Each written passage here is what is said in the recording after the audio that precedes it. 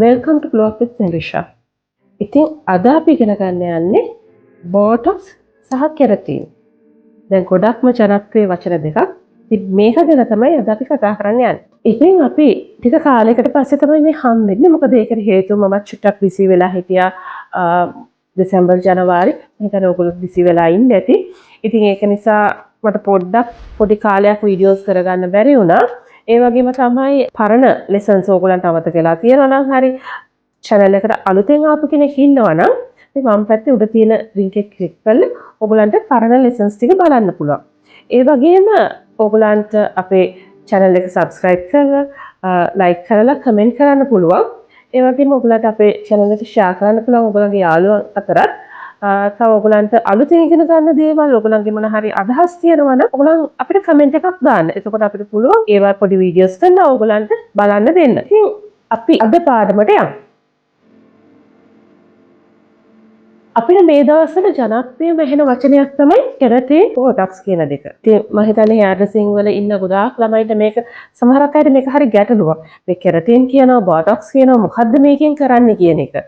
එතකොට අපි මේක සරලව පොඩ්ඩක් අපි මේක මොනවද කියලා බැලුවොත් කෙරටින් කියන්නේ බෝටොක්ස් කියන්නේ ඇත්තටම ට්‍රීට්මන්ට් ගණයට වැටෙන දේවල්. මොකද ඕගොල්ලොන්ට hair straightening ගණයට ගත්තොත් ඕගොල්ලන්ට ඒකෙදි rebonding, relaxing වගේ straightening වගේ දේවල් තියෙනවා. මේකේ වෙනස තියෙන්නේ මේකෙදි ඕගොල්ලන්ගේ hair structure එක වෙනස් කරනවා. ඒ කියන්නේ කොණ්ඩේ හැඩය ස්ථිරව වෙනස් කරනවා. ওই වචනේ මතක තියාගන්න ස්ථිරවම කියනවා. නමුත් අපිට කෙරටින් බෝටොක්ස් කියන දෙක ගත්තම මේකෙදි කෙරටින් එකේ ඕගොල්ලන්ගේ කොණ්ඩේ తాවකාලිකව යම්කිසි ස්වභාවය වෙනසක් සිද්ධ වෙනවා. හැබැයි ඒක తాවකාලිකව.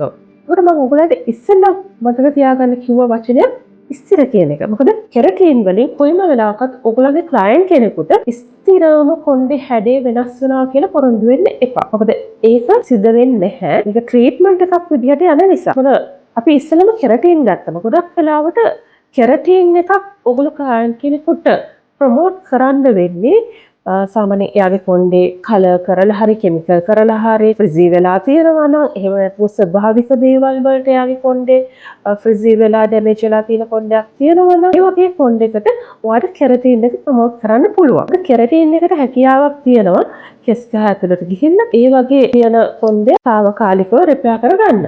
නමුත් මේ කෙරටින් ට්‍රීට්මන්ට් එක සාමාන්‍යයෙන් කෙනෙකුගේ කොණ්ඩේ මාස 4-6ක් වගේ කාලයක් ඇතුළත රැඳෙනවා.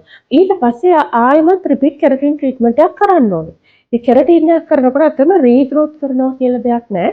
අපි ෆුල් ලෙන්ත් එකම තමයි හැමතිස්සෙම කරන්න ඕනේ. මොකද මේක ට්‍රීට්මන්ට් එකක් කාලයක් යනකොට මේකත් කොණ්ඩෙන් ටික ටික ඒ කියන්නේ අපේ ස්වභාවික පරිසරයේ දේවල්, එතකොට අපි කරන දේවල්, ඒ කියන්නේ පාවිච්චි කරන equipments, ඒ වගේම අපි ගාන chemicals, shampoo conditioners වගේ දේවල් නිසා මේක චුට්ටයි ඒ කෙරටින්ස් ෆයිබර්ස් අයින් වෙනවා. ඉතින් ඒක නිසා එතකොට ඔයාට සිද්ධ වෙනවා නැවත කෙරටින් ට්‍රීට්මන්ට් එක කරන්න. එතකොට බෝටොක්ස් එකක් ගත්තම බෝටොක්ස් එකෙන් කොණ්ඩේ හැඩේ වෙනස්, ඒ කියන්නේ తాවකාලිකව වෙනස් වෙන්නේ නැහැ. එයා කරන්නේ කොණ්ඩේට අවශ්‍ය තෙතමනය ලබා දෙනවා. ඒ වගේම ඒක කෙස් ගහ ඇතුලේ මාස 3-4ක් වගේ කාලයක් රඳවනවා. ඒ වගේම තමයි ඉතනදී ඕගොල්ලෝ මේ බෝටොක්ස් වගේ එකක් හුඟා ඩැමේජ් වෙච්ච කොණ්ඩයක් තියෙනවා කියන්නකො. ඒ කියන්නේ කඩලා යන වගේ බ්‍රිකල් වෙච්ච ගොඩාක් ඩැමේජ් වෙච්ච කොණ්ඩයක් තියෙනවා නම් ඒ කෙනාට ඇත්තටම ඉස්සෙල්ලාම රෙකමන්ඩ් කරන්න හොඳම දේ තමයි බෝටොක්ස්.